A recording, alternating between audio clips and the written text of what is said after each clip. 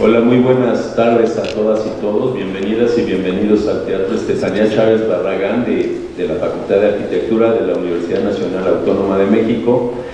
En esta ocasión, en la que tenemos a esta invitada súper especial, a Benedetta Tagliabue, que vino a Mextrópoli y nos la robamos un ratito aquí para tenerlo entre nosotros. Con Benedetta estamos platicando ahora. Yo viví en Barcelona del 86 al 97, y ella llegó en el 89, o sea que en algún momento nos habremos cruzado por ahí.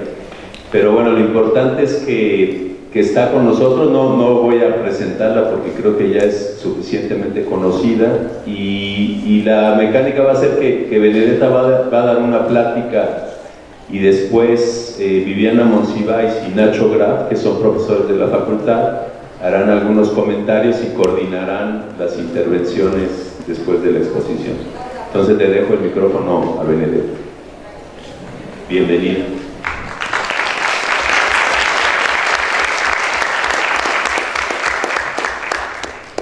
Muchísimas gracias de la invitación.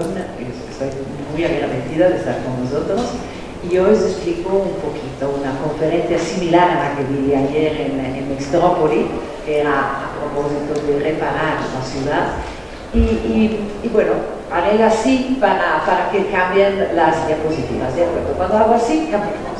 No, porque no funciona, tenemos que volver al sistema manual. Entonces, como veis, en este momento estamos mirando la casa, una casa que nos hicimos en Barcelona, cuando con Enric Miralles decidimos hacer nuestro lugar. Nosotros nos enamoramos, yo me cambié de lugar, soy italiana, pero fui a vivir a Barcelona, que no es un gran sacrificio, y nada, decidimos hacer una casa juntos, y escogimos una casa rota, una casa que en ese momento nadie habría escogido, porque era una casa en el casco antiguo, donde nadie iba a vivir, donde al revés, la gente escapaba, y donde normalmente el precio era tan bajo que habían almacenes. En estos grandes pisos principales, que son la planta noble de los edificios de la parte antigua, habían almacenes. Y nosotros pensamos que pues, era una ocasión maravillosa por comprar barato, nos hicimos ayudar por nuestros padres y para poder vivir en un espacio grande, porque esto realmente era una zona de la ciudad que el precio era como muy bajito. Y entonces aquí hicimos como nuestro lugar de experimentación. Este es el dibujo que hicimos después de casi haber hecho la casa. Pero era una casa donde decidíamos las cosas al momento. Y Enric Miralles, que yo no sé si lo conocéis, pero para mí fue un gran maestro. Yo todavía llevamos la fundación Enric Miralles para hacer conocer la obra de él. Era una persona que también adoraba Gaudí, por ejemplo, y le gustaba mucho este tema de hacer las cosas con las manos. O sea, de Gaudí le encantaba esta cosa que casi parece que haya construido sus cosas esculpiéndolas él mismo, haciéndolas como telúricamente, directamente. Y esta casa es un poco así, ¿no? Entramos en la casa y empezamos a decidir ¿qué hacemos con el suelo? Pues era todo así, ¿no? Todo curvo. Entonces era muy bonito porque entraba la luz de las ventanas, era una luz muy sutil. Y entonces decidimos que esta luz era como preciosa. Recuperamos las baldosas y las volvemos a poner en forma de la luz que entraba por las ventanas, como haciendo habitaciones de luz. Y por ejemplo los muros, veis que en los muros encontramos de todo, habían como tabiques viejos y detrás del tabique encontramos arquerías góticas, un capitel en forma de ángel, también encontramos aquí veis nuestros muebles al lado de los revertos góticos que estábamos encontrando en los muros, encontramos también dibujos.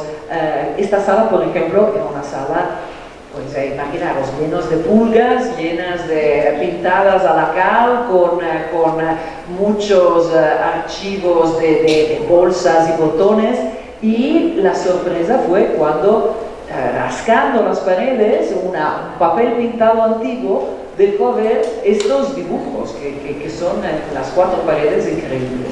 Y entonces nosotros aquí aprendimos muchísimo. Nos pareció que no, que era una cosa que hacíamos como de manera directa, Enrique y yo directamente, pero no, fue realmente una manera de experimentar en directo cómo relacionarse con un lugar antiguo, cómo realmente tener esta relación con gente que ya había vivido aquí, con puertas antiguas, colores que emergen, repertos góticos, dibujos que no sabes si tienen calidad o no, que son quizá de 1700, 1800, y empezamos un poco a pensar que realmente aquí aprendíamos a tener la humildad de ser una generación más entre las muchas generaciones que habían vivido en esta casa. Pues yo creo que, bueno, aquí veis un pequeño video, hacemos introducción. In spite of everybody, I was very attracted by these houses which look so deteriorated from the outside, but with all these fantastic big spaces in the inside. I found a home where old memories are preserved and beautiful new stories are created. Bueno, esto es publicidad de Apple TV. Vamos adelante. Si queréis ver el capítulo de Homes, en la segunda sesión de Homes en Apple TV, así podéis ver mi casa, saber más cosas y muy bien filmado y así una cosa así. A ver si vamos a... In spite of everybody, I was very... Un clic más. Clic más. Si no, seguimos viendo Apple TV todo el día. A ver si lo conseguimos mover. Sí. Entonces, vamos adelante. Yo creo que los proyectos después han sido como proyectos que tienen mucho que ver con lo que hemos aprendido en nuestra casa. Al lado de nuestra casa había un mercado viejo, uno de los primeros mercados de Barcelona, y era el mercado donde íbamos a comprar. Y un día nos enteramos que lo querían tirar y nos enfadamos muchísimo, empezamos a escribir faxes, que no sé si sabéis qué son los faxes. En la época se llama un fax para ser muy rápido, y lo enviábamos a los políticos diciendo: no puede ser que tenéis intención de tirar el mercado Santa Caterina, que es uno de los mercados más antiguos de la ciudad. Y entonces, pues, los políticos dicen: ¿quiénes son estos locos que escriben faxes? Y nos empezaron a llamar, a escuchar, y acabamos haciendo, ¿ves? Este era el mercado, ¿no? Muy deteriorado, muy antiguo, pero con todo un techo de asbesto, como una cosa como muy poco sana.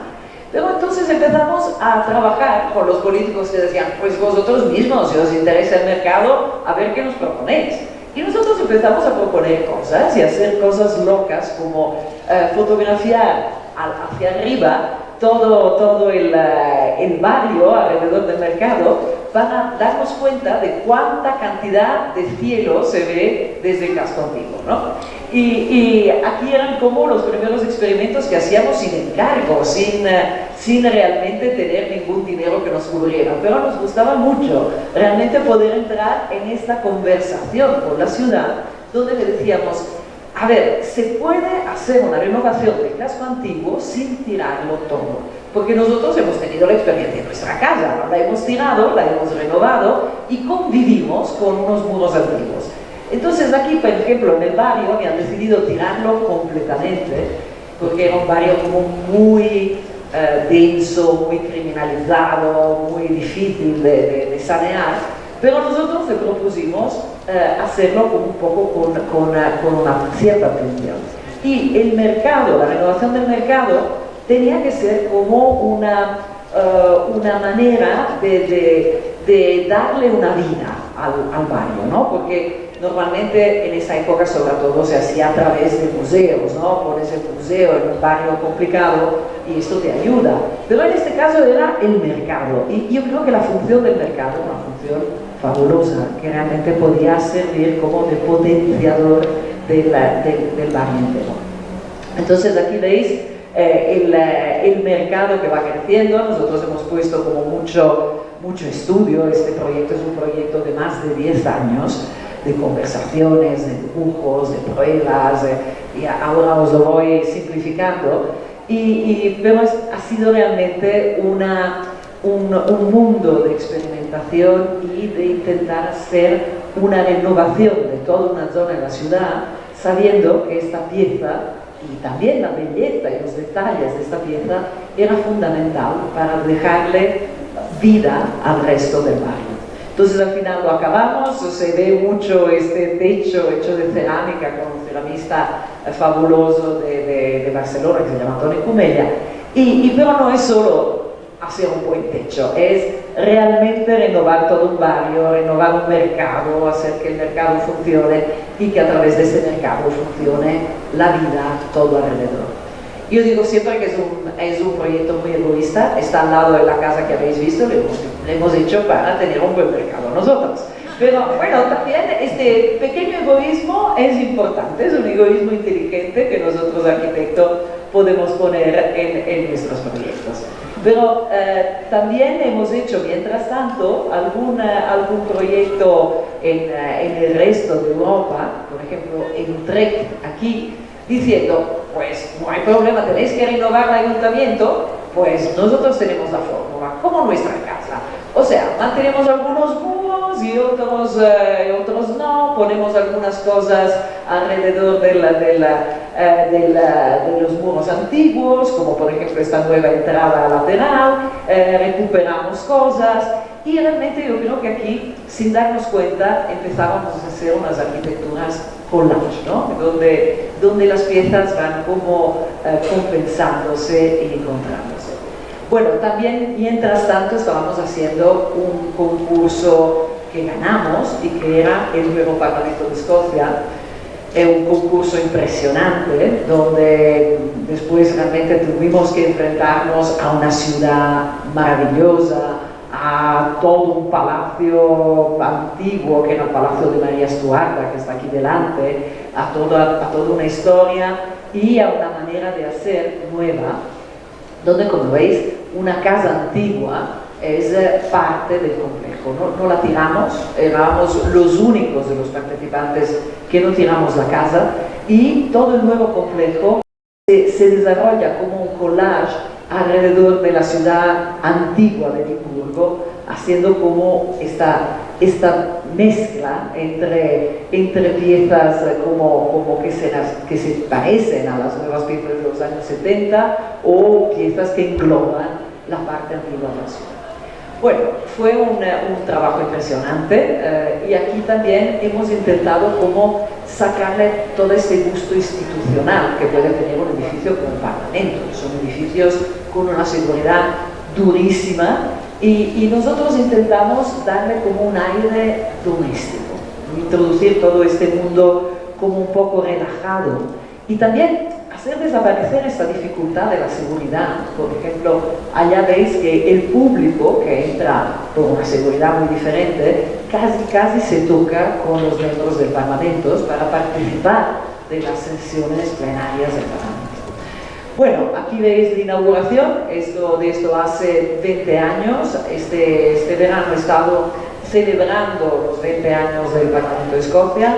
Ahora están mucho más contentos que al principio fue más complicado y creo que es maravilloso que un edificio así sea como parte ahora de la vida de los escoceses.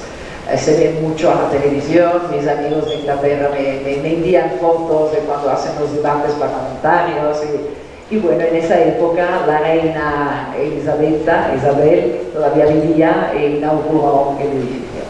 Pero vamos adelante, vamos a proyectos más nuevos, pero no pensáis que los proyectos se hacen rápidos. Este es un proyecto que ganamos después de la muerte de Enric Miralles, que murió en el año 2000, en el medio de la construcción de todos los edificios que os he contado antes y demás edificios. Pero nosotros intentamos como seguir el estudio y seguirlo con una continuidad, pensando que éramos casi como unos alumnos, como casi una escuela, y seguíamos con este legado, un legado muy fuerte. Entonces hicimos un concurso en Hamburgo, que es una ciudad portuaria magnífica, el segundo puerto más grande de Europa, y aquí había el puerto antiguo, pero ya era obsoleto. Entonces en el puerto antiguo tenían que hacer una ciudad que se llama Hafen City. Y nosotros participamos al concurso de cómo hacer los espacios públicos de Hafen City.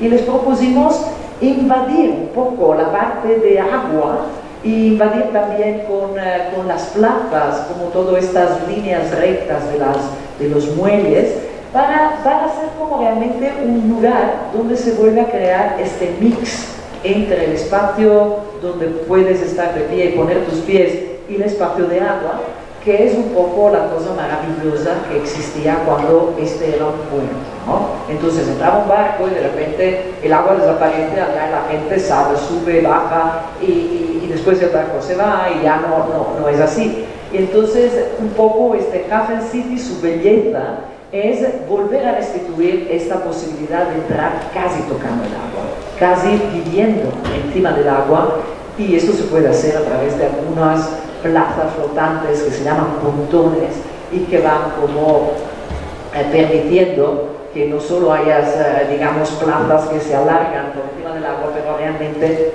hayan plazas que se mueven con la marea y que son realmente pertenecientes al agua. Aquí todavía no había, y es porque ha sido un proyecto como muy largo, un proyecto que ha durado, todavía dura. Empezamos el concurso en el 2001 y todavía estamos haciendo partes de este espacio público, donde intentamos realmente hacer una dedicatoria a la gente.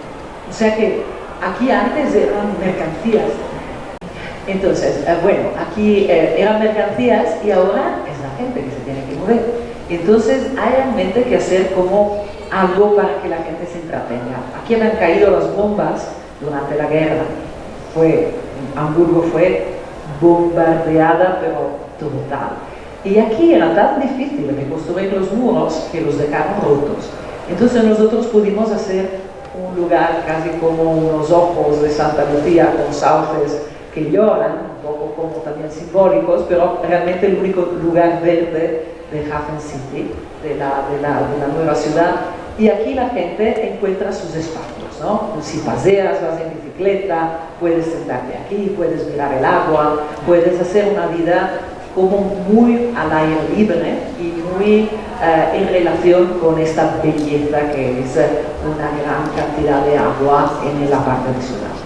Y bueno, aquí digo que casi hemos transformado Hamburgo en una nueva Barcelona. O sea, la gente está en el aire libre, vive delante del agua y tiene como estas oportunidades de estar fuera, que yo creo que es una cosa como muy bonita. Y una cosa similar hemos hecho en una ciudad que se llama Rimini, que es una ciudad italiana donde hay un turismo muy masificado, como veis aquí. Y había entre la playa y la ciudad una vía de carga y descarga muy fea, que hacía realmente una ruptura entre la playa, se acaba la playa, carga y descarga, pues la ciudad.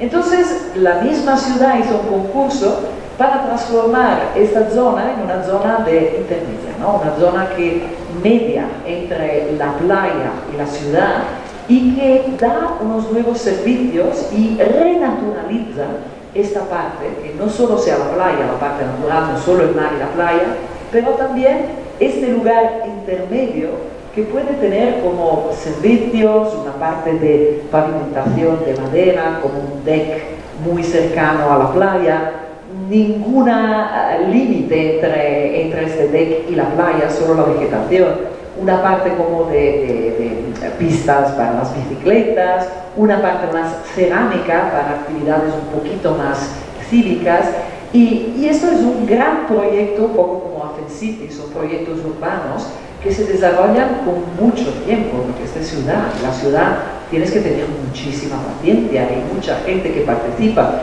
entonces es realmente un proyecto de servicio. Tú sirves a todos los que están aquí con los hoteles, con sus propiedades, con su concesión delante del mar, etcétera, etcétera.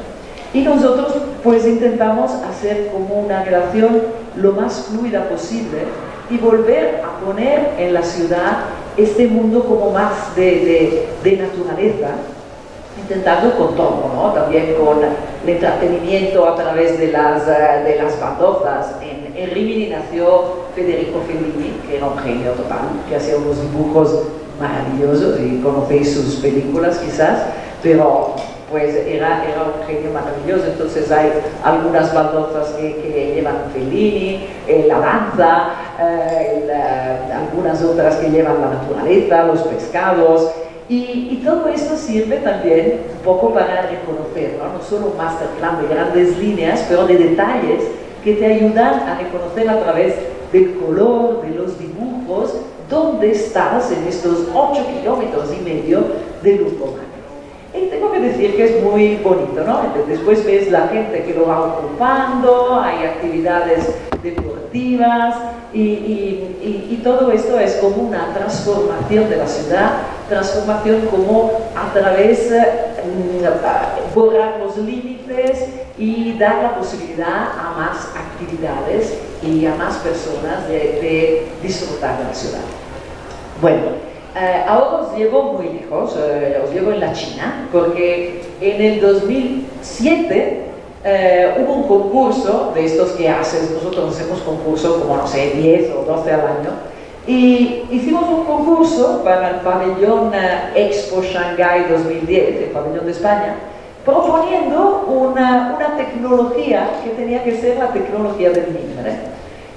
Bueno, estábamos seguros de no ganarlo, lo ganamos, tuvimos que investigar la tecnología del mimbre, del bambú, del trenzado de materiales naturales, y hicimos algo que no habíamos hecho nunca en nuestra vida.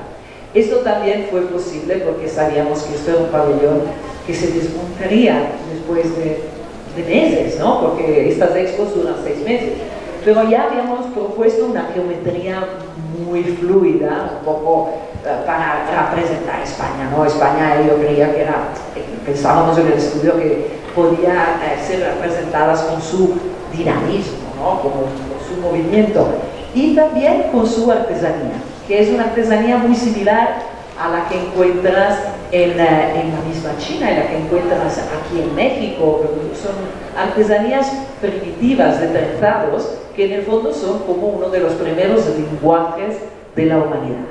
Increíblemente similar en todos los lugares del globo.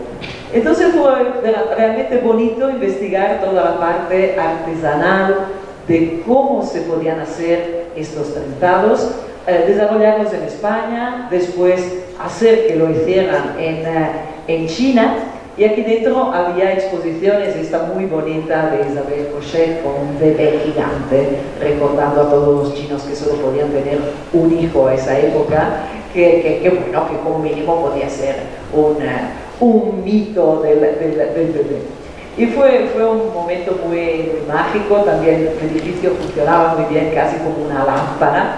Y a través de este edificio hemos tenido contacto con China, que además es un lugar que me fascina, ¿no? Me fascina por su historia, por el mundo que nos lleva, ¿no? Yo creo, uno de los lugares originarios de la humanidad.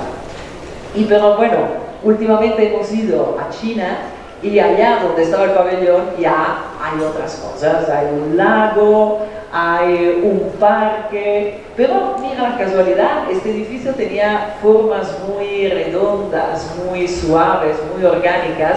El parque, el lago, todo lo que encontramos que sustituyó el pabellón tienen unas formas similares, y a mí me da como un orgullo pensar que quizá nuestro pabellón inspiró este mundo orgánico que ahora está en un lugar.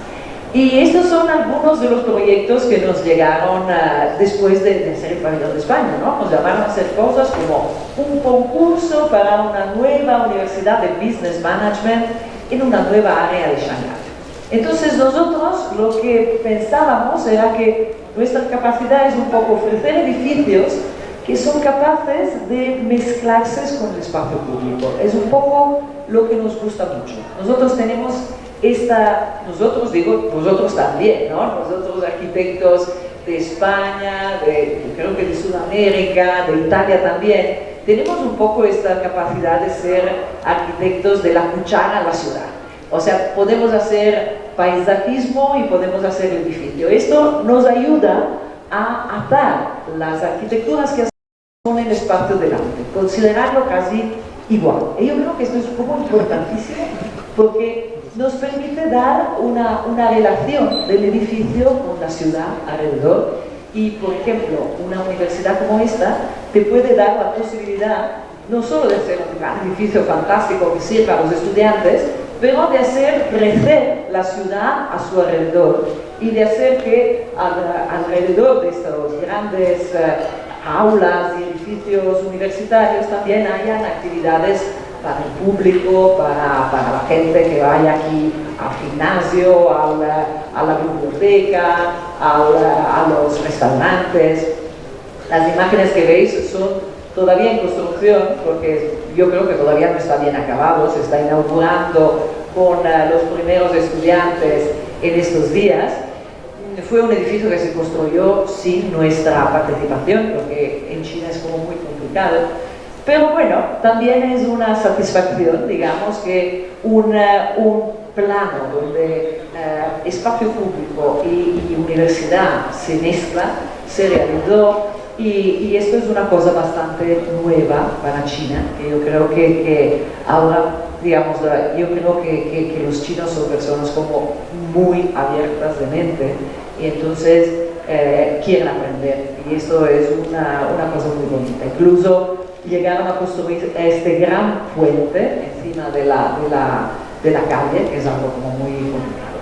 Entonces, bueno, estos son los proyectos que hicimos, algunos que estamos haciendo en la China, por ejemplo, también una plaza que hemos ganado en concurso, donde también, como en Rimini, se trata de renaturalizar un lugar súper construido, con un tráfico muy importante.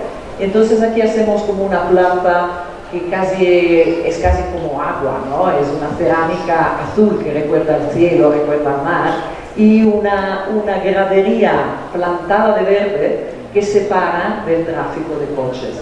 Y esto para dar un espacio donde se pueden hacer eventos, porque esto era la funcionalidad de este lugar, que además hace esta cosa de renaturalizar.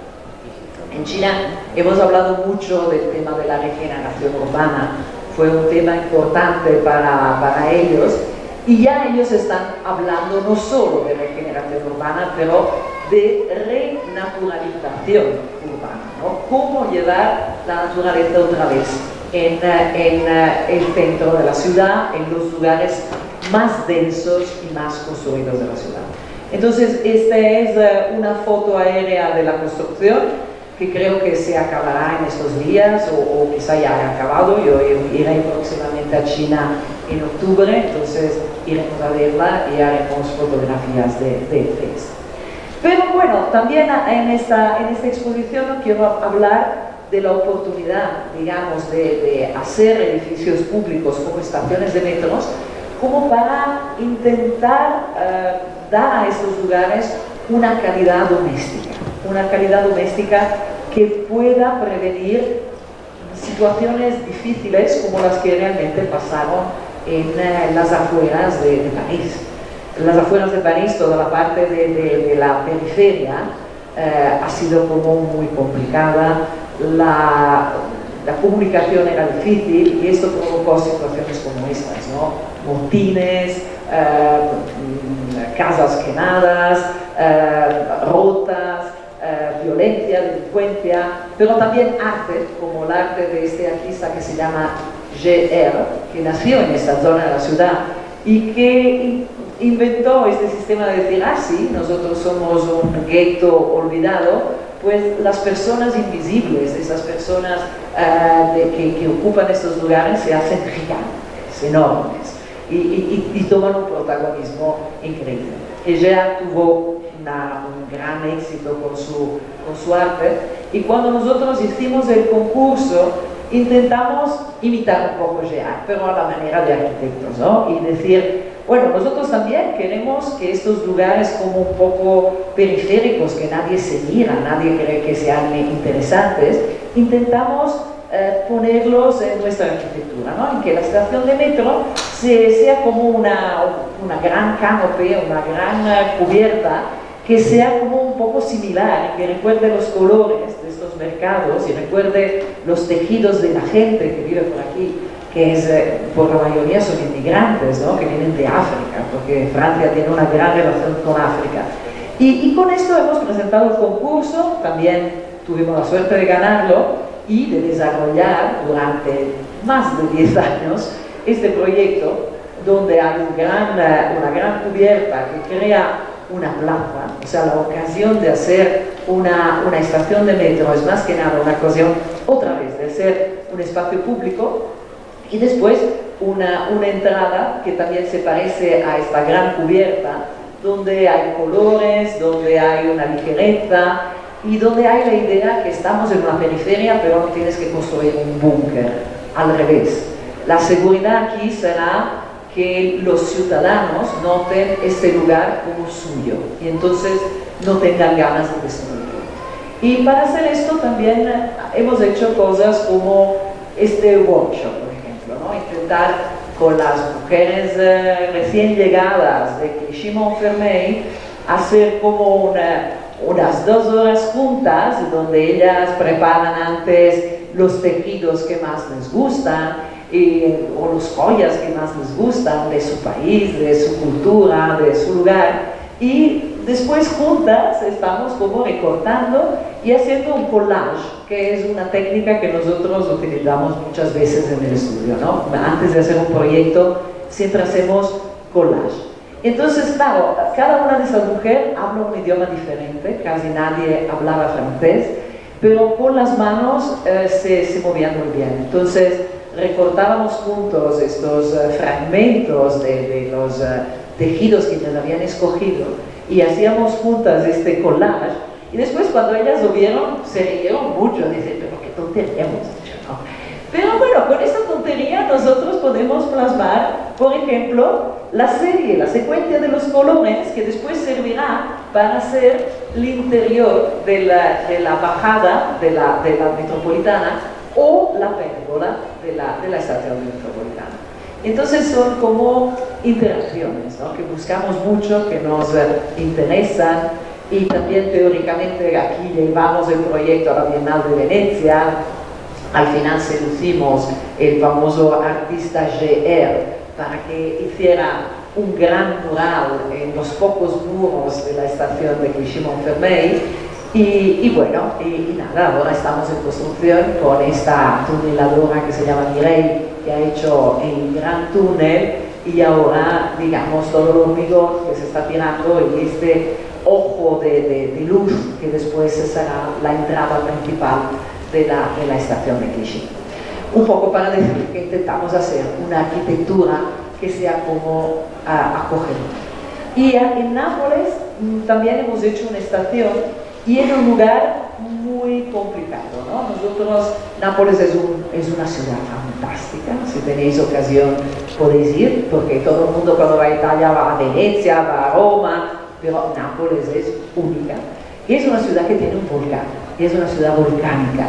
Entonces nosotros hicimos esta estación pensando las formas de una burbuja volcánica. La metropolitana también sale desde abajo, ¿no? Entonces es como que sale la fuerza del volcán desde abajo y crea esta gran pérgola que cubre una plaza, y eso para nosotros fue importante por la posición que tiene esta estación, ¿no? En un lugar muy duro, es como un downtown, se llama centro direccionale, y es como que han decidido que aquí hay la zona más dura de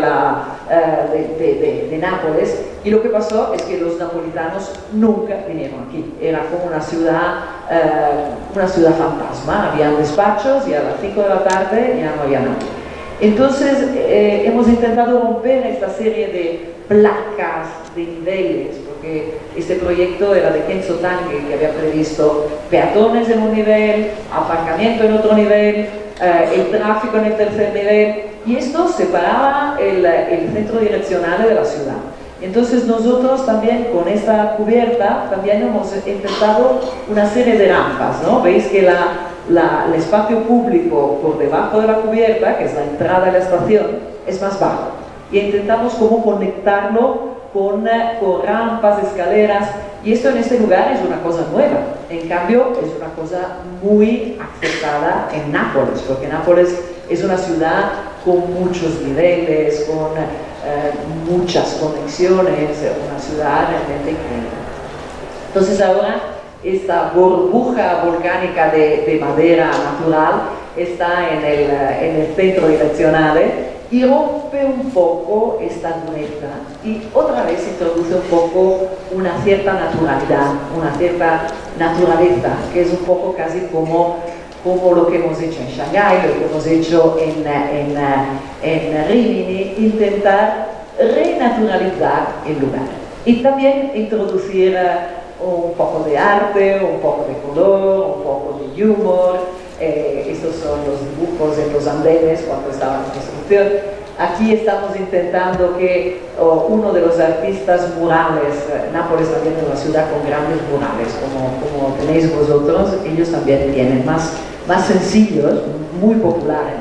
Entonces aquí introducimos un muralista que proponía hacer una cara como estas que se encontraron en la excavación de Pompey. Estos son de la época romana, que se encontraron bajo la lava prácticamente totalmente conservados.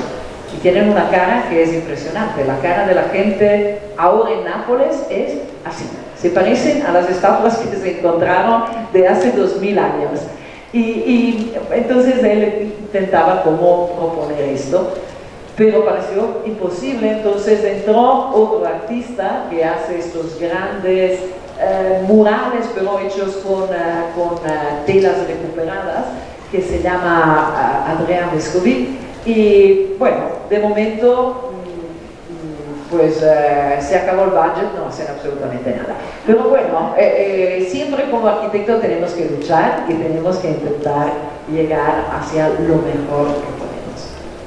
Bueno, ahora os explico una iglesia y es un proyecto para mí muy importante, ¿no? Una iglesia, pues sí, es un edificio religioso, pero sobre todo es un edificio donde te encuentras a ti mismo. Entonces, estábamos hablando de lugares donde te encuentras bien, cómo renaturalizas los lugares urbanos para que la gente se encuentre más a gusto, cómo la gente se encuentre que le pertenece más un lugar que se parece a ella. Entonces, aquí también tenemos que encontrar un lugar o hacer un lugar que sea como que te inspire a encontrarte a ti mismo. Estamos en una ciudad italiana, también otra ciudad que tenéis que poner en vuestra lista, Nápoles, pero esta es Ferrara, una ciudad donde va casi nadie, mágica, entre Venecia y Bolonia, una ciudad increíble. Pero nos encargaron el concurso en una periferia de esta ciudad y nosotros empezamos con una serie de collages, que como os he dicho es una manera muy normal para nosotros de empezar un proyecto. En los collages le pones todo lo que tiene que ver con un proyecto. Pero aquí pusimos también estos globos, porque hay un festival de globos que también pasó en Ferrara, y pensamos que sería maravilloso hacer una iglesia como un globo que baja del cielo.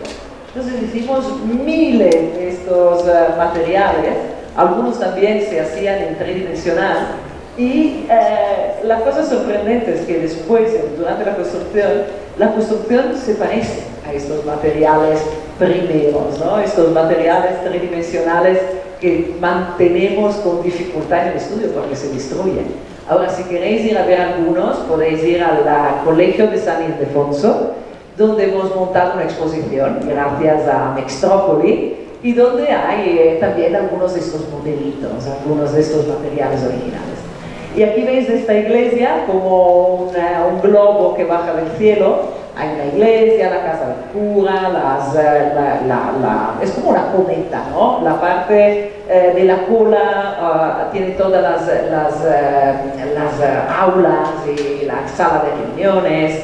Y es un lugar como muy cívico también. La gente viene aquí para para encontrarse, para hacer terapias. El cura es un terapeuta y un piano increíble, ¿no?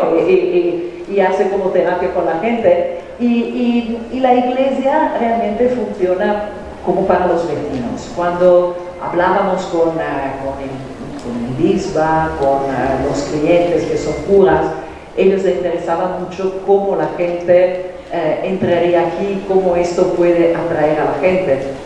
Entonces todo el programa, digamos, artístico, este es el artista, se llama Enzo Cucchi, un señor increíble, y todo el programa artístico, arquitectónico, es para hacer que la gente venga aquí, porque sabe que encuentra un lugar donde se encuentra a gusto y donde realmente está bien y puede encontrarse con otra gente con los mismas temáticas, mismos argumentos.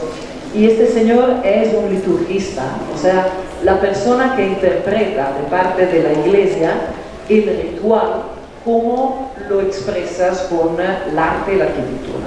Y es un tema magnífico. Yo le encontré una verdadera clase. También este proyecto lo desarrollamos en 10 años. Todos los proyectos son muy largos. Y hay momentos, aquí por ejemplo era el momento de definir el altar. Nosotros intentamos proponer un altar que se pareciera al tronco de un olivo. Y así también los asientos, ¿no?, que se tienen que utilizar en el altar, en el presbiterio, entonces que también fueran como troncos entallados. Y para hacer esto evidentemente no podemos ir a buscar un tronco, entonces inventamos este sistema de lamas para poder hacer estos elementos. También pedimos recuperar mucha madera, cosa que no hicieron. Ayer en el Congreso se hablaba de muchas cosas recuperadas, muy difícil recuperar. Si lo pides a un constructor, no te recupera nada, te lo tienes que hacer un poco tú.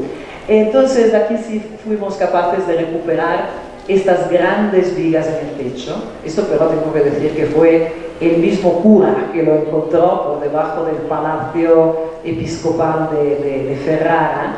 Estas vigas antiguas, todas medias rotas, llenas de clavos, y nosotros las montamos en vigas de metal, de manera que parece que sean vigas de dimensiones increíbles encontradas aquí en el Amazonas, y no es así, son realmente como montadas en una viga de hierro, y da esta gran simbología en el medio de la iglesia, donde hay una gran cruz que atraviesa todo el espacio, y el artista también puso estas cruces en todas las paredes. Algunas se curvan como la pared, son cruces de piedra natural, una piedra muy bonita que se llama Serena, y todas estas partes de negro son unas cerámicas negras que él ha plasmado encima de las cruces, donde hay toda la narrativa que se quiere introducir dentro de un lugar como la iglesia.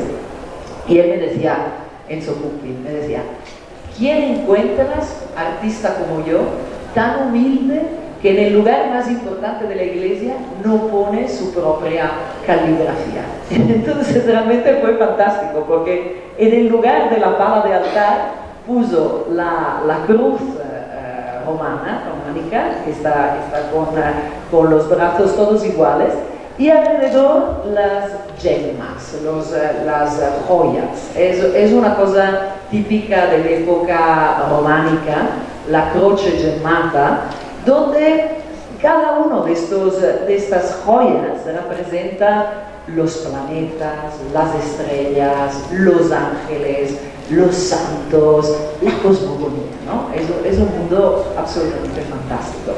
Entonces, bueno, digamos de la mano del liturgista, con el artista al lado, con nuestros clientes curas, poco a poco hemos ido como escogiendo cada pieza, escogiendo cada detalle. Este altar también es una piedra que al final la encontramos tal cual, solo se lijó la parte superior, ¿ves? Las cruces le dan al cura el lugar donde puede hacer la celebración, nada más. Y los muebles estos como troncos, ¿no?, hechos con las las diferentes lamas para poderlos pagar también. Aquí hay un budget muy bajo que te permite como unificar elementos diversos, ¿no? Como esta virgen, que es una virgen que encontramos bastante antigua, o como las cosas que después se han tenido que recuperar de los elementos eclesiásticos que vienen de lugares diferentes. Aquí veis las decisiones, las piedras, hemos recibido unas piedras cálidas, habéis visto el techo con madera para dar este calor, los muros son de hormigón, la piedra es cálida, y aquí veis también la participación de las luces, que son luces que hemos diseñado nosotros de madera y que también dan una luz muy especial. Y aquí el Via Crucis está hecho con trocitos de las grandes cruces, los trocitos que sobran, que se montan en pequeñas cruces, y en cerámica se han escrito los números romanos de las estaciones del Via Crucis, que normalmente cada uno sabe qué pasa, ¿no?, en estas estaciones, pero bueno, así se ha hecho. También me gusta que la piedra de la fuente bautismal la regaló mi padre, que tenía en una colección. Y también pasó una cosa muy especial, que estas lámparas que habíamos dibujado hacen una proyección en el muro y parece que hayan ángeles en el muro. Y bueno, esto fue absolutamente inesperado, entonces el fotógrafo se ha divertido mucho en fotografiar la aparición de estos ángeles que aparecen de repente en el muro. Pero es una iglesia que tiene muchas luces, y el juego de las luces es absolutamente increíble en cada momento del día, o sea que estas luces con los materiales escogidos crean siempre situaciones como muy diferentes. Bueno, esto es también un poco un proyecto que me ayuda a pensar cómo hacer un esfuerzo para que la arquitectura te ayude a encontrarte como ti mismo, ¿no? Que te dé este estado de ánimo que te ayuda a encontrarte en sí. Ahora hacemos interrupción y vamos viendo arquitecturas efímeras. Bueno, si queremos lo miramos porque tenemos un poco de tiempo. Hay una música un poco un poco exagerada, pero tiene que ver con los niños de la Fundación Talita. Son niños... Bueno, lo mismo. We're just finishing this workshop we've done with the kids of the Fundación Talita, and actually with everybody else from our studio. Esa es mi hija. We were supposed to be looking at the children playing, but we started playing all together, and it was crazy. Ellas hacen cada sábado una actividad y nosotros hemos ofrecido esta, que nos ha ido muy bien porque necesitamos unos postes de 12 metros.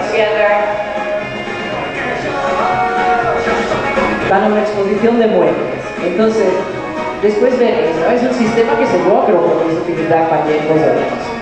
El truco lo veis al final. And at the end, we took the stencils away, and the drawing are appearing like magic. 1, 2, 3.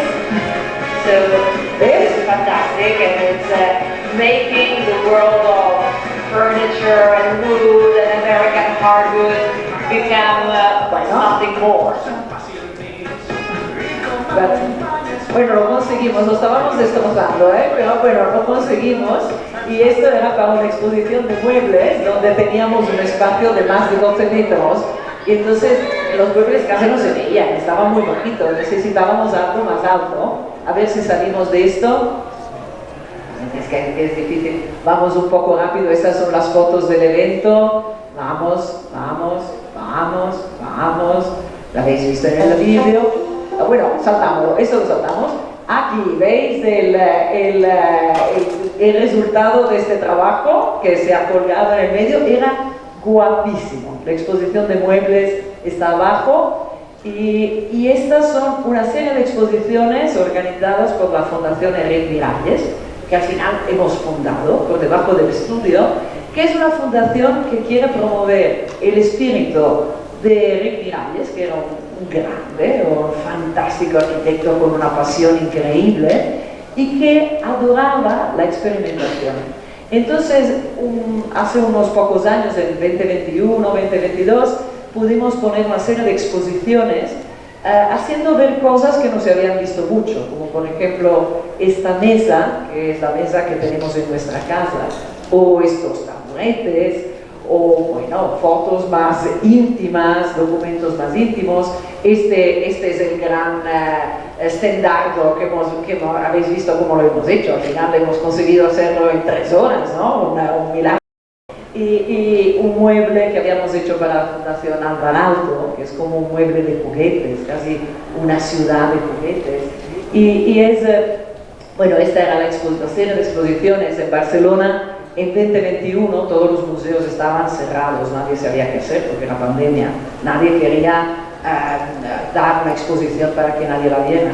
Y entonces conseguimos 6 espacios en la ciudad para hacer exposiciones sobre Enric Miralles, y fueron como muy bonitas en la sala del Tinell, donde exhibimos el cementerio de Igualada, el mercado de Santa Caterina, el Parlamento de Escocia, pero con todas las maquetas, todos los detalles, o todos los fotomontajes que Enric hizo personalmente durante todos sus viajes, y pudimos hacerlos ver. Estaban en un cajón. Yo pensaba incluso que los había perdido todos. Cuando abría los cajones decía, seguro que ya no están.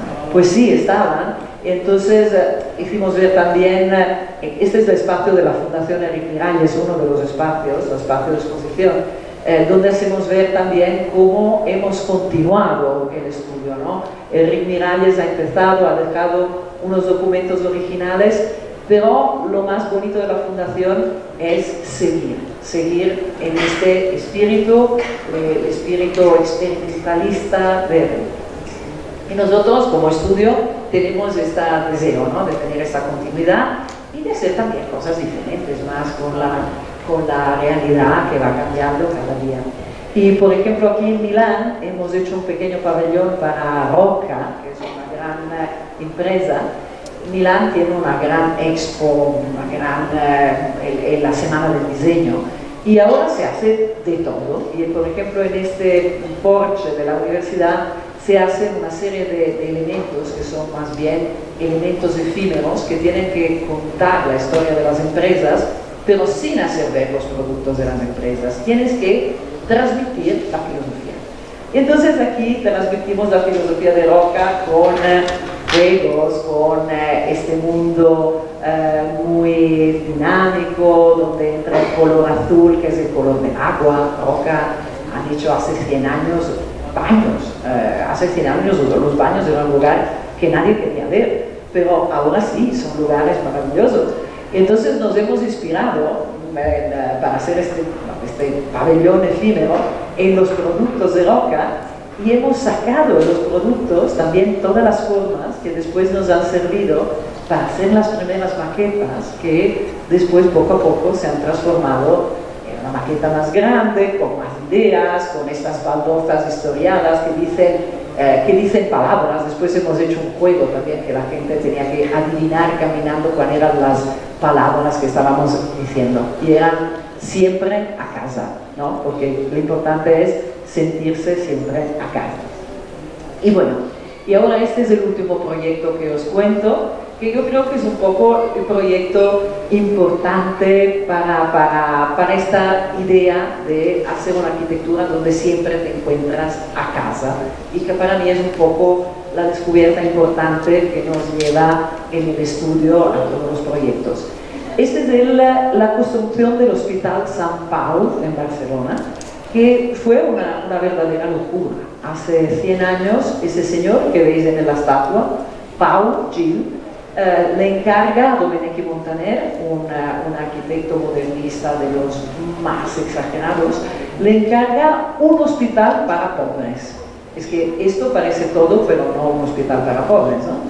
Pues precisamente esto, le dice, quiero un hospital maravilloso donde los pobres enfermos, cuando llegan aquí, se encuentren como que como mínimo tienen una consolación fantástica.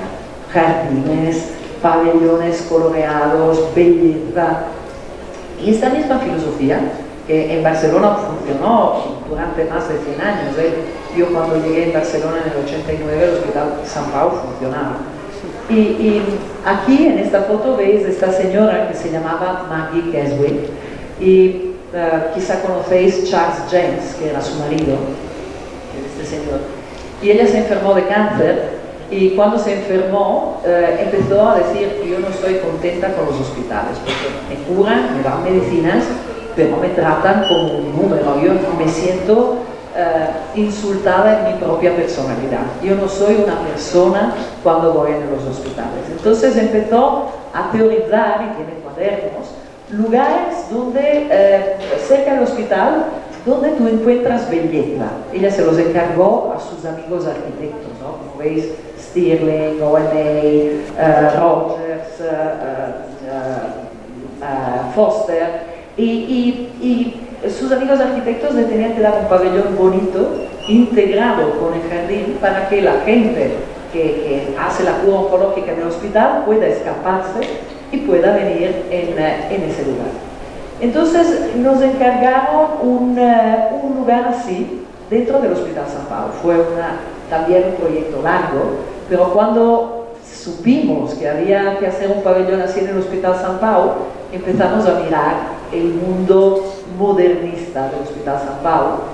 A mí me gusta decir, y escribí un artículo un poco estúpido diciendo que los modernistas eran los pre-hippies, los hijos de las flores. Pero era verdad, ¿no? Si vais a ver lo que hacía Gaudí o lo que hacía Domènech Montaner, tenían esta pasión de decir, hombre, claro, aquí tengo que construir una casa, pero mira qué planta bonita que está construyendo, ¿sabes qué? Entonces, de la palmera enana, hago con las hojas de la palmera enana la valla de la casa.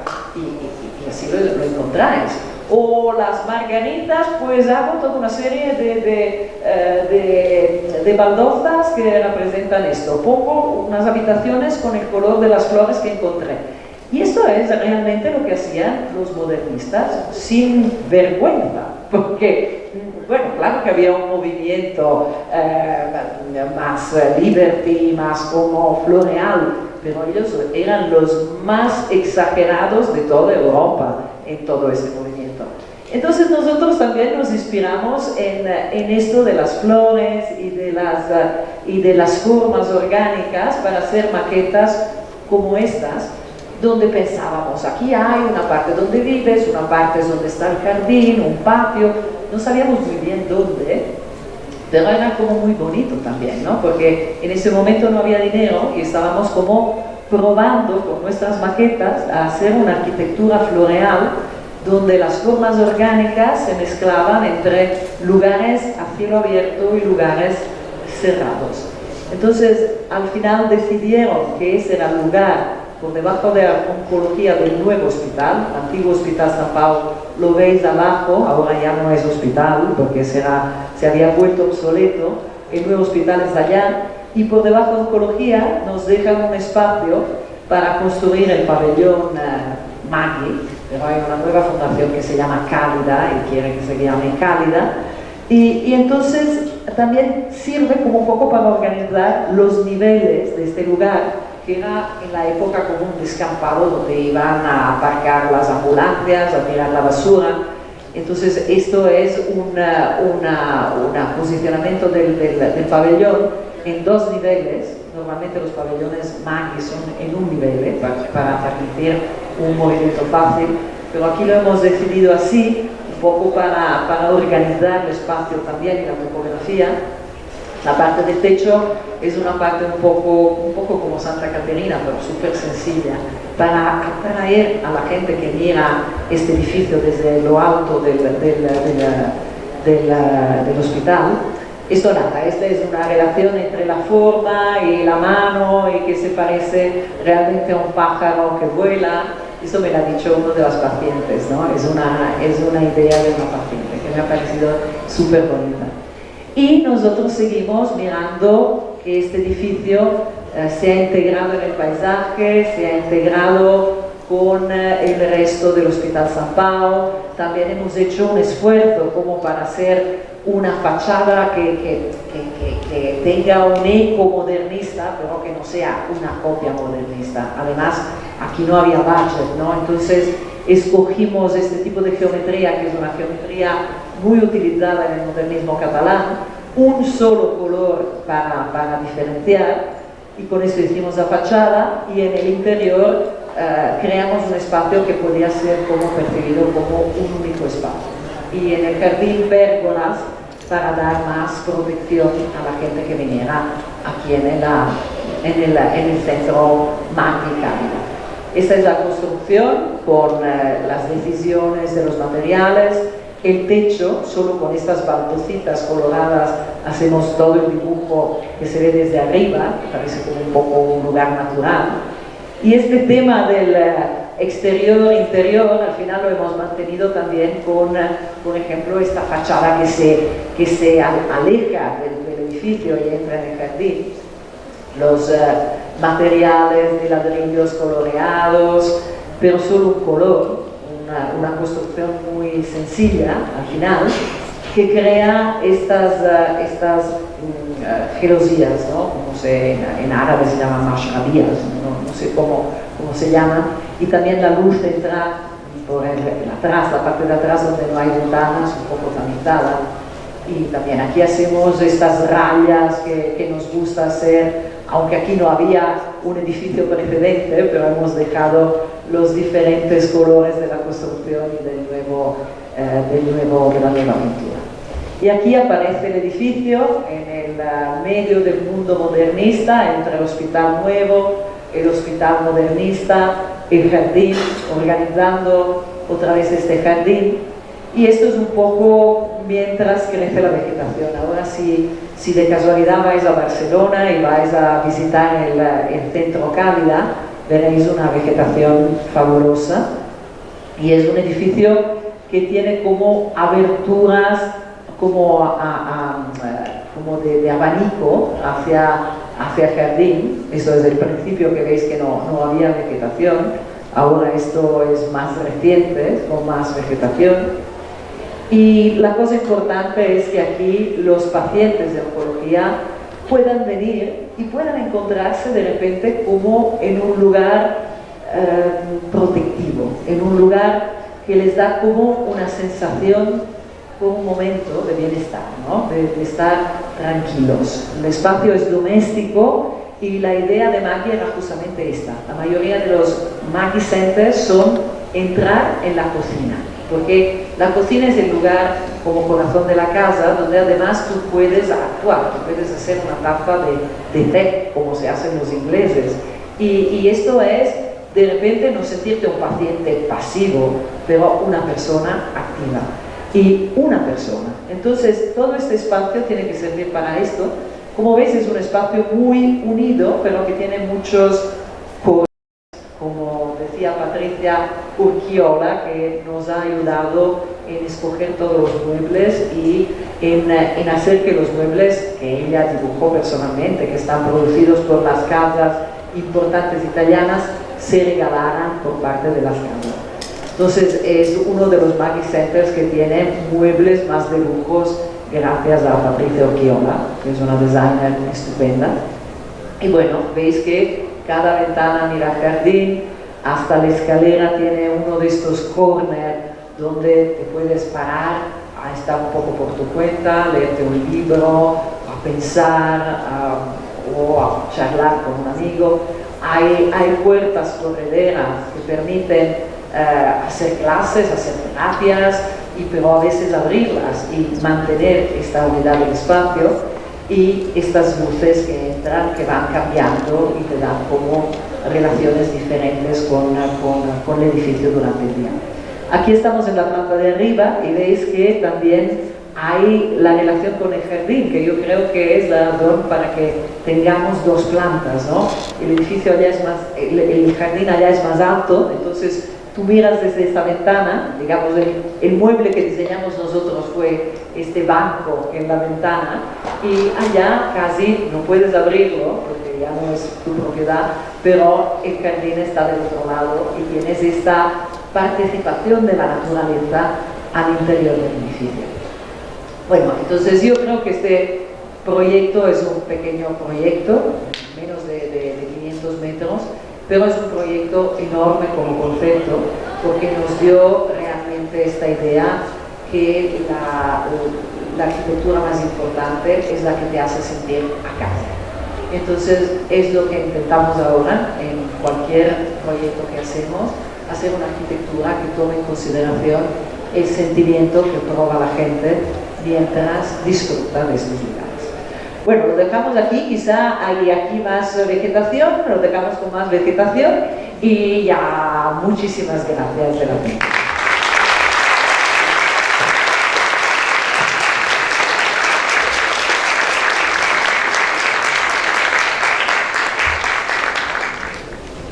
Bueno, muchísimas gracias por esta magnífica plática que nos compartiste.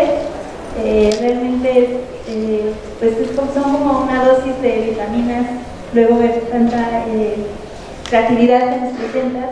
Muchas veces estamos acostumbrados a estar pegadas en la computadora, pero de trabajar con las manos, de experimentar, pues siempre como que alimentar nuestro quehacer, ¿no? Yo quería rescatar dos ideas de todo lo que nos has presentado ahora, y tiene que ver un poco con el motivo del festival, como bien nos comentaban, que en el contexto de reparar, ¿no? Que aquí, bueno, se dice reparar la ciudad. Ahorita estamos, digamos, en un contexto en el que a veces nos preguntamos, vienen conceptos como la sostenibilidad, ¿no? De qué vamos a hacer, por dónde le entramos. Hay tantas formas de verlo, y desde mi punto de vista esta forma de hablar del recuperar, ¿no? De los espacios que de repente creemos que están ahí, que ya no tienen como ese espíritu, y en vez de seguir produciendo, sino voltear a ver, como ayer decías, ¿no? Dialogar con el pasado, con lo que nos está de alguna manera diciendo. Pues para mí es una forma de verlo así, ¿no? O sea, por dónde entrarle, qué hacer, cómo mirar, cómo reflexionar, cómo reinventarnos, ¿no? Necesitamos también reinventar la arquitectura, nuestro quehacer, pero yo pienso que no solamente es reinventar lo que hacemos, falta hacer cambio. Bueno, sí, decía de no solamente reinventar lo que hacemos como arquitectos, me voy a atrever a preguntarte ¿cómo ha sido para ti el proceso de también, pues a lo mejor recuperarte y reinventarte? Sabemos que bueno, ha pasado un proceso, Italia, España, luego se ha abierto todo el mundo. Entonces no sé si nos puedas compartir un poco cómo ha sido ese reinventarte a ti mismo como arquitecto. Qué bonito. Primero, creo que muy bonito lo que has dicho del congreso de ayer. No sé quién de vosotros estaba en el congreso de ayer, pero yo me lo escuché todo y fue súper interesante porque habían invitado muchos arquitectos muy comprometidos y muy radicales, como la Caton Vassal, también esta Bárbara, no me acuerdo, de Suiza. Gente que realmente tiene como de aquí, ¿cómo se llama? Manuel Cervantes, gente como muy comprometida con el tema de intentar hacer arquitectura teniendo en la cabeza como la situación que tenemos en nuestro planeta, una atención al gastar lo menos posible, a estar atentos a las situaciones, a la naturaleza. Y fantástico, por ejemplo, la Caton explicó realmente un recorrido de todas sus arquitecturas, y explicó una que me sorprendió, donde le llamaron para renovar una plaza y ellos les contestan: pues no hay necesidad de renovarla, está tan bonita que la dejamos así. Y eso me parece increíble, ¿no? Los arquitectos normalmente queremos hacer cosas, queremos trabajar, decir, no lo hacemos porque ya está bien. es de una valentía impresionante. Entonces, me decías, ¿cómo te reinventas, no? También, por ejemplo, estar en un congreso como el de ayer me enseña muchísimo. Durante todos estos años he estado también acercándome a colegas, a actividades. En España hay un señor simpaticísimo que se llama Santiago Cirojeda, que trabaja haciendo autoconstrucción con los usuarios y realmente reinventando, ¿no? O reutilizando materiales. Esto la señora suiza de ayer, Bárbara, también explicaba cómo recuperaba piezas haciendo como una red, ¿no? No es nada fácil recuperar piezas. Y yo creo que todo esto me sirve mucho también para intentar adaptar lo que hacemos o lo que hemos hecho, nuestro estudio, a estas nuevas tendencias que en el fondo me interesan muchísimo. Y yo creo que no quiero nunca ser como una persona que explica los factores de CO2 pero siempre cuando trabajamos con ingenieros que nos ayudan en ver cómo hacer más sostenibles cada edificio, que nos dan posibilidades de calcular, que nos dan pautas. Y me encanta, por ejemplo, hacer cosas con las manos, cosas de escala pequeña, porque esto te sirve muchísimo para acercarte a la construcción, para acercarte a una racionalidad de nuestra profesión. Y yo creo que todas las cosas que podemos hacer en escala pequeña son utilísimas para después aplicar a otra escala. O sea, no sé, yo siempre he pensado que la continuidad en nuestro estudio ha sido importante, pero la continuidad se tiene que adaptar a la realidad, entonces dejar un espacio para hacer entrar la transformación a través de los inputs que llegan. Bueno, pues Benedetta, para mí es un honor y un gusto estar aquí compartiendo la mesa con Liliana, a quien agradezco igual que a Dino. Yo voy a abordar un poquito la plática a partir de dos experiencias, una como profesor de la facultad y otra como habiendo vivido en Barcelona y habiendo conocido un poco de la obra del despacho. Y me gustaría empezar por ahí. Creo que ya has contestado y expuesto. Evidentemente me toca a mí dar una materia que se llama metodologías de investigación, y un poco la primera intervención iba por ahí, como si esta metodología de los collages, de la aproximación con los artistas, desde el dibujo de los planos que parecen casi lienzos, se mantiene siempre desde lo local y lo íntimo, como fue la casa, y como cerraste con la intervención en Sao Paulo, me parece muy bonita. Y si esa la lleva siempre de lo local hasta lo global, ahora nos acabas de dar un estupendo viaje por esas 400 diapositivas que nos lleva nos lleva desde lo íntimo, y espero que te sientas aquí como en casa, como has empezado, y regresas y vas a China y regresas a casa. Entonces, más que preguntas, si quieres abundar más, si hay una metodología que siempre se usa o no. Claro, metodología, yo creo que realmente no tenemos una verdadera metodología. También tenía ganas de presentar que aquí hay dos miembros del estudio. Está Joran, que viene de China y es el jefe de toda la parte de nuestro estudio en China. Es un arquitecto estupendo. También está Stefan Gemen, que actualmente está en Barcelona, ahora está casualmente aquí en México. Entonces estamos, digamos, aquí los miembros del estudio que también saben de metodología, de cómo trabajamos. Yo creo que un método no tenemos, porque no es una cosa que queremos aplicar siempre igual. Pero sí que tenemos la tendencia de descubrir los lugares, descubrir las situaciones en que nos encontramos, porque hacemos concursos en muchos lugares diferentes, proyectos en muchos lugares diferentes.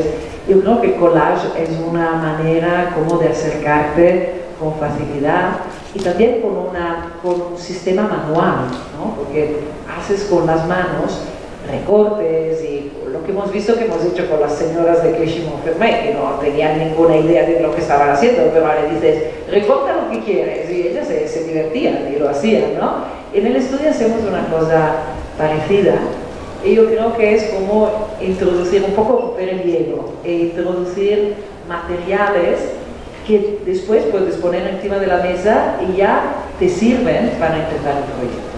Y los proyectos que más me gustan son cuando conseguimos que estos collages, como por ejemplo en el caso de la iglesia, sean realmente casi hipermercroquis. Casi son científicamente, sin haberlo querido, ¿no? Como antes llega la parte inconsciente y después esto se puede plasmar en un lugar con sus funciones, con su racionalidad y con todo. Pues muy bien, o sea, sí, creo que más que pregunta, creo que está demostrado ahí en toda la exposición de la obra. Y un par de puntos que quería abordar todavía, si hay tiempo y si alcanzas y quieres desarrollarlos también. Uno más interno y personal, como decía Viviana, y otro que ayer fue una revelación para muchos de nosotros como arquitectos mexicanos. El primero es esto de cómo se mantiene vivo, cómo se recupera también en ese mismo sentido la memoria, la asociación sentimental y profesional con Enrique.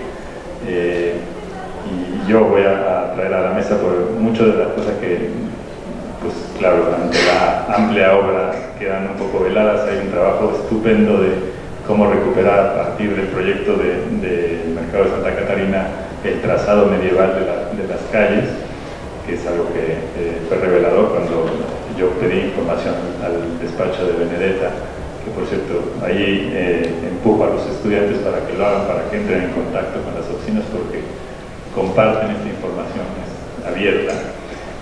Fue revelador esto, como otros proyectos más pequeños como el del Carrer Pablo Iglesias, ahí en Nou Barris, como en la periferia, y hay escritos y hay textos tan relevantes de Enrique, como también cómo acotar un croissant, que es como original y es como de base de mucha de la arquitectura y del lenguaje que estamos viendo ahí.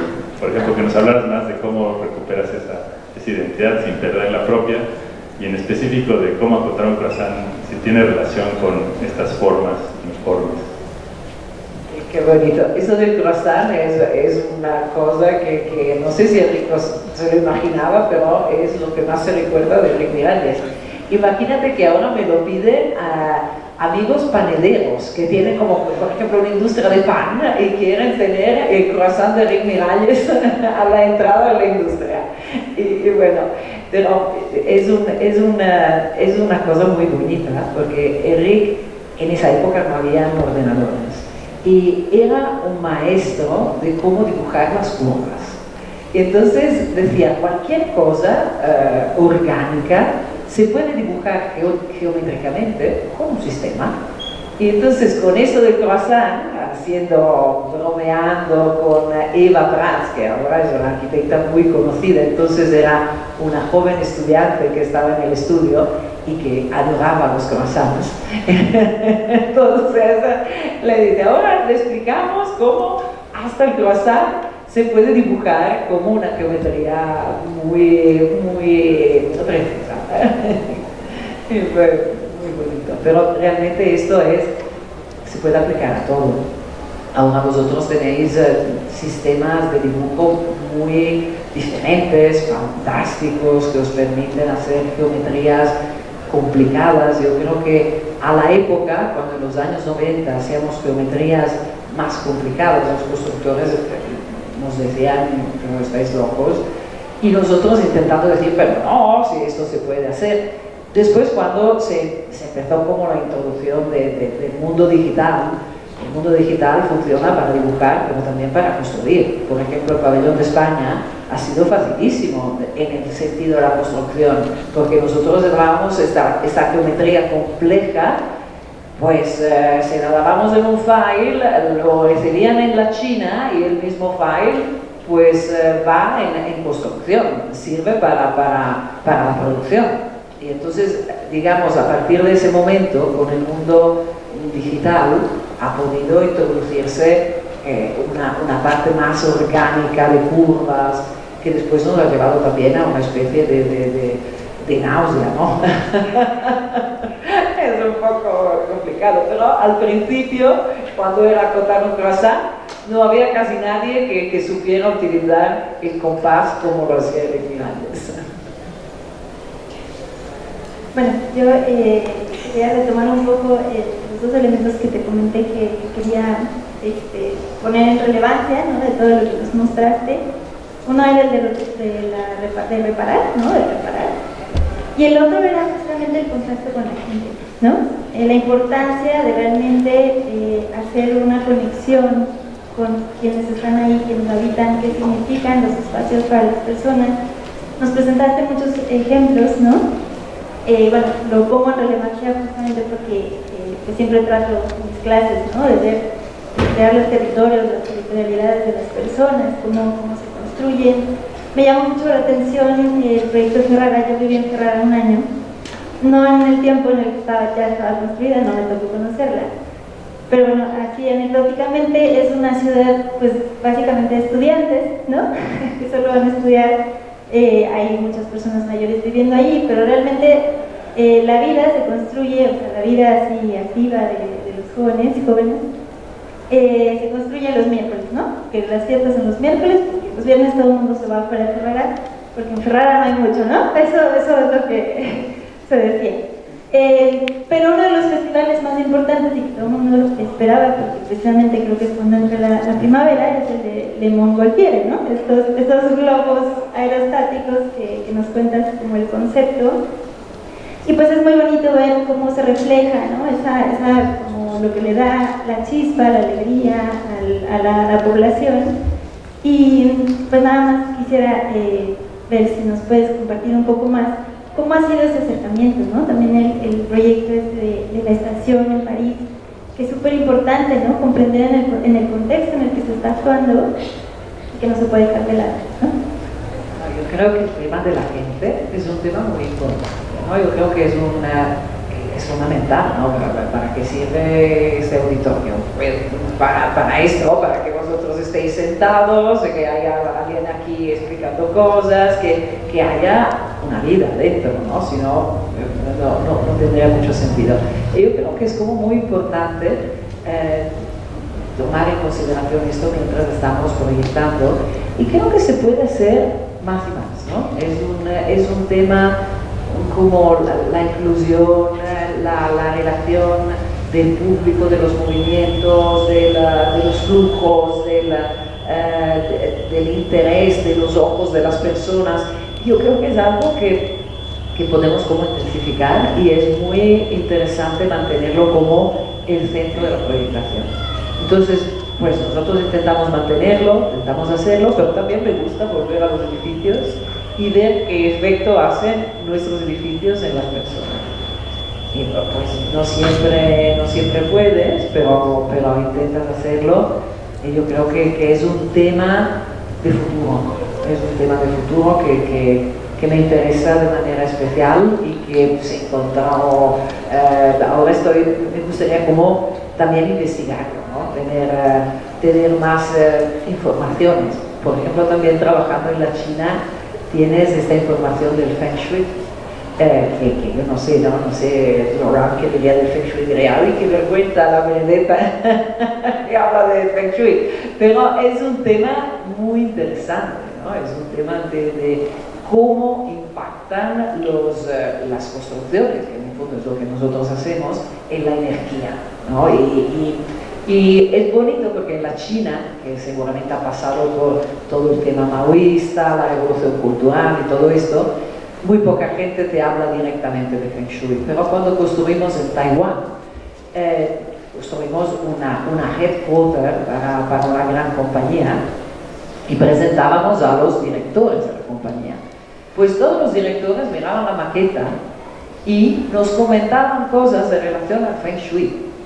Y nosotros pues estábamos dice, pues la puerta está por aquí, no, lo mejor tendría que estaba un poco, pues la forma aquí muy bien, porque esto diluye las buchas que vienen de las esquinas de los otros edificios. Ay, no, no puede ser que la parte de abajo sea más pequeña que la parte de arriba, esto es muy mal feng shui. ¿Y por qué nos decían esto? Los directores de la empresa no eran arquitectos. Porque tienen muy clara la conciencia que un edificio con buen feng shui dará una compañía que lo habita con resultados positivos. O sea que hay una relación muy fuerte entre la energía que provoca el edificio y lo que pasará dentro. Y esto es una cosa súper interesante. Lógicamente después tú vas en la China ahora, yo hablé con un profesor maravilloso y le dije, he conocido a un maestro Feng Shui, me gustaría hacer, dice, no vayas. Estos son dogmáticos que después te dicen, no, tienes que hacer no sé cuántos metros por aquí, calcular dónde ha nacido el edificio, los números y todo esto. Feng Shui es sentido común. Y eso me lo dijo una persona de China, inteligentísima, culta. Claro, tenemos un poco que descubrir cómo es este sentido común, no es que lo sabemos así de entrada, ¿no? Hay que descubrirlo. Muchas gracias.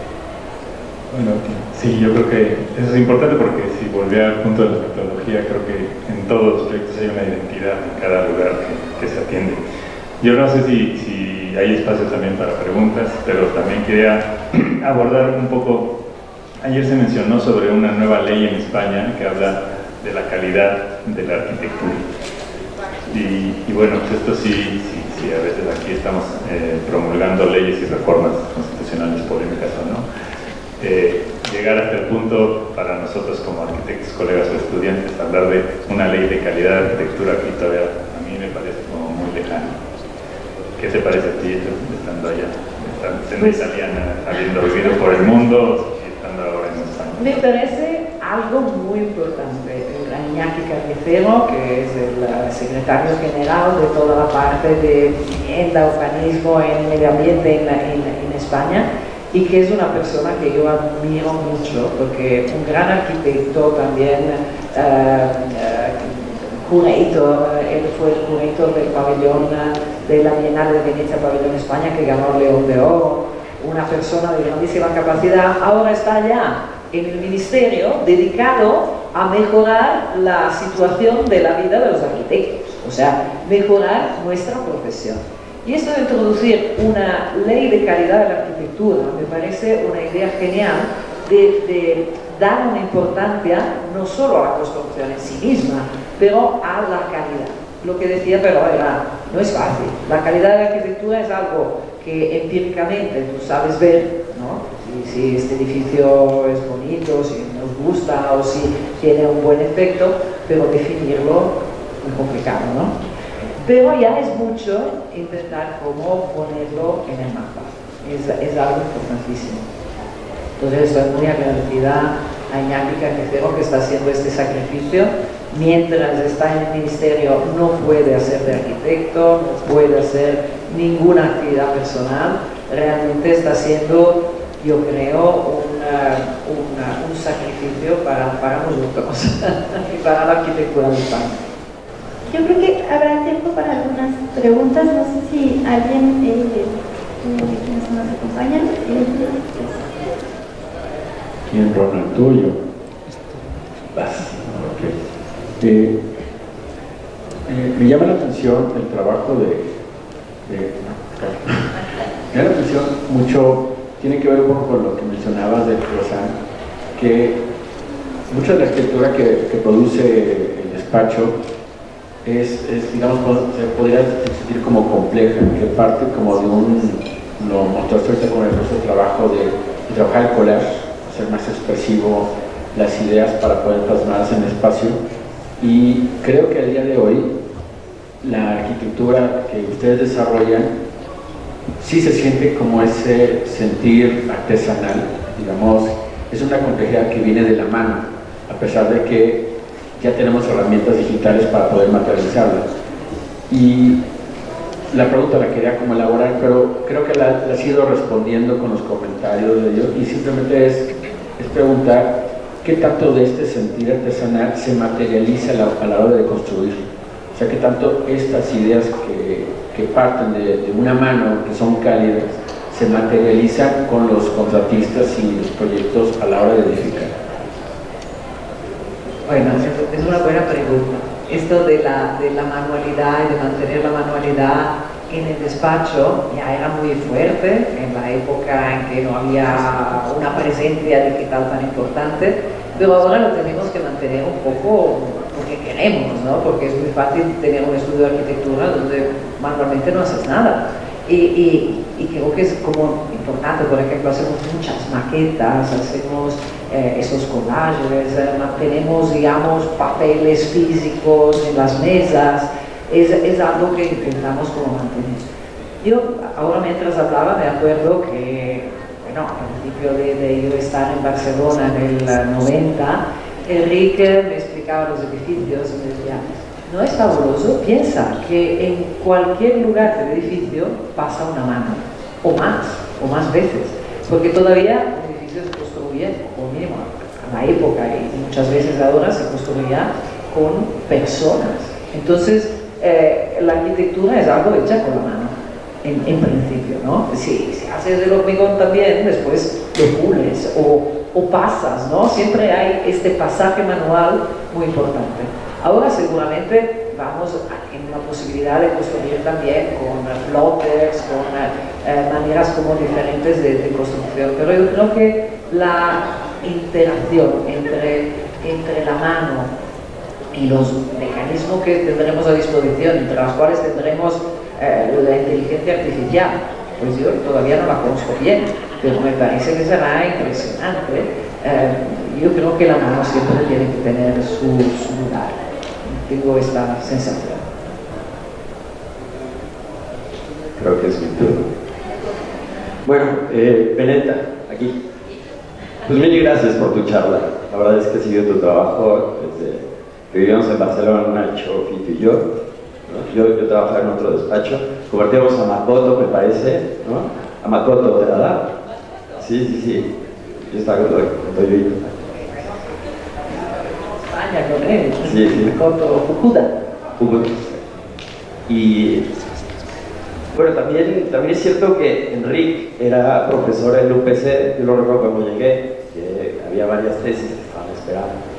Yo llegué en 2002, estaban esperando reasignación de tutor, justamente sí, impactado, y percibí un poco de estar de la mano de Enrique en aquel momento. Y bueno, tanto Icaria como el cementerio de Igualada, ¿no? Han sido lugares que me gusta visitar y que voy y que los conozco.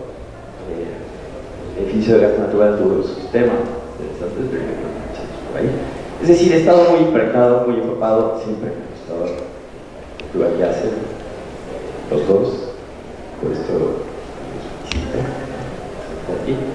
Pero una pregunta muy clara que quiero hacer y que siempre tuve, que parte de un rumor que Montañola esparció, es que decía, Enrique Miralles, para hacer cada proyecto se leía 100 libros.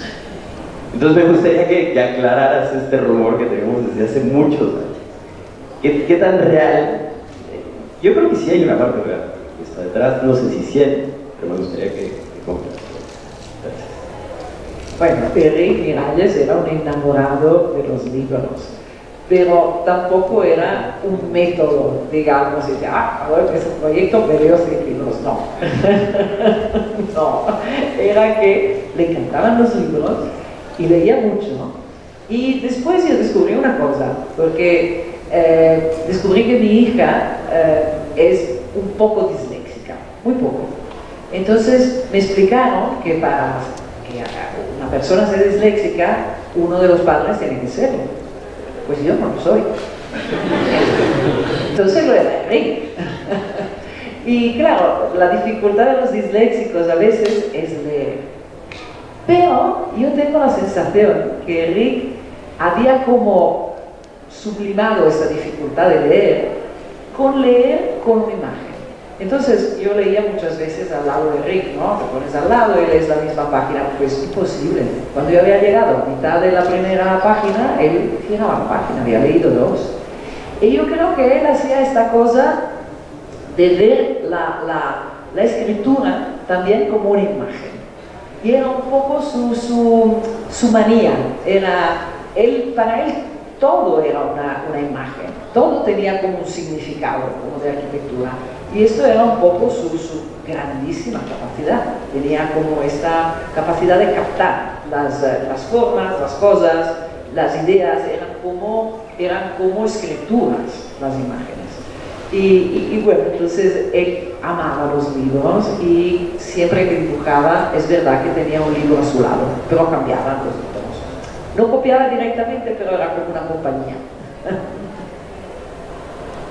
No sé si te he contestado, hay mucho más, ¿no? Podemos hacer un libro, Eric Miralles y los libros. Sí, me parece que lo que Montaño era siempre quiso decir es que era muy. Eso lo transmitió y creo que lo has mantenido así. Muchas gracias. Bueno, yo no sé si lo he mantenido. Yo hago lo que puedo y siempre pienso, mira, si Enrique viniera otra vez aquí, ¿qué me diría? A lo mejor me diría, ¿qué estás haciendo esto tan hortera? No lo sé, no lo sé, no lo sabes nunca. Eso es lo bonito. Hola. Hace no mucho leí un libro de conversaciones de Rick Miralles que publicó la editorial Gustavo Gili, donde habla un poquito sobre el proceso creativo y sobre cómo, y creo que es una práctica que continúa el despacho, busca reinventarse con cada proyecto. No es una praxis o una oficina que sepa qué van a hacer o que tengan ya muy claro qué van a hacer al inicio del proyecto, pero creo que también habla sobre cómo reinventarse con cada proyecto toma muchísimo tiempo, ¿no? Y menciona el cementerio de Igualada, que estuvo en su oficina durante 7 años. Muchos de estos proyectos tú también mencionas que tomaron muchísimo tiempo. Estos talleres con la comunidad migrante parisina toma tiempo. Esta sensibilidad, o sea, sensibilizarse con el proyecto y con el contexto toma muchísimo tiempo. Y el tema es cómo podemos hacer frente a eso cuando existen las deadlines tan terribles que nos aquejan a los estudiantes y las fechas límite y cuando es la arquitectura es una de las artes como que más limitada se ve por el tiempo, ¿no? O sea, cómo podemos tener todo este proceso y cómo podemos reinventarnos con cada proyecto cuando el tiempo es poco, siendo estudiantes también, ¿no? Más que nada. Es una buenísima pregunta, porque esto yo creo que es un poco la capacidad de sostenibilidad que tenemos nosotros, ¿no? Sabemos que tenemos un límite y tenemos que ir flotando hasta el límite que sabemos que no podemos superar, ¿no?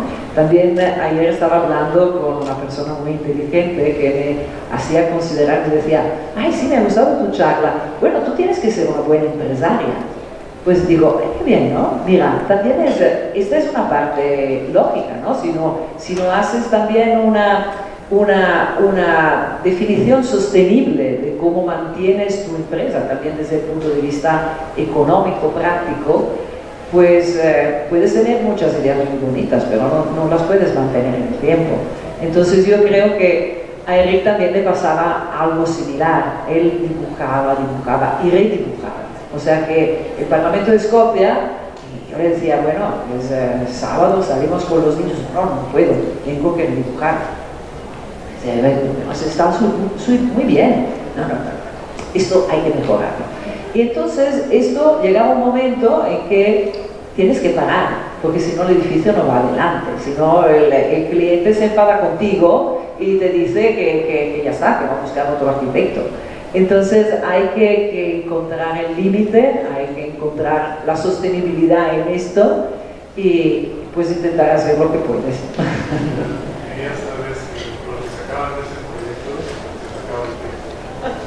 También, lo puedes considerar, mira, en el proyecto puedes llegar hasta aquí, más o menos, pero en este hasta aquí intentas ponerle el máximo que puedes. Muy bien, Benedetta, muchísimas gracias por la plática, muy muy rica y muy sugerente también, ¿no? Muy padre. Les quiero agradecer, bueno, estar aquí Marcela Bettencourt y María Escamilla, que montaron la exposición de Benedetta en el antiguo colegio de San Ildefonso. Yo no he podido verla porque se inauguró el sábado, yo fui a las inauguraciones del jueves y estuve el viernes allí, pero bueno, hay que ir a ver la exposición de Benedetta, que se llama, ¿cómo? Tejiendo, Tejer Arquitectura, así se llama la exposición. Hay 5 exposiciones más ahí en el antiguo colegio de San Ildefonso, entonces más que recomendable la visita al centro. Yo llegué a Barcelona en el 86, y no me acuerdo si en el 87 o en el 88, me tocó presenciar en el aula magna del ETSA, de la Escuela Técnica Superior de Arquitectura de Barcelona, la lectura de tesis, le llaman allá, no es examen profesional, le llaman la lectura de tesis de la tesis doctoral de Enric Miralles, que se llamaba, lo tuve que buscar porque... Las cosas vistas de izquierda a derecha sin gafas. Cosas vistas de izquierda a derecha y entre paréntesis sin gafas. ¿Se la dirigió Montañola? No, Josep Queclas. Josep Queclas le dirigió la tesis. Bueno, que Josep Queclas era un personajazo, sigue siendo, espero, un personajazo.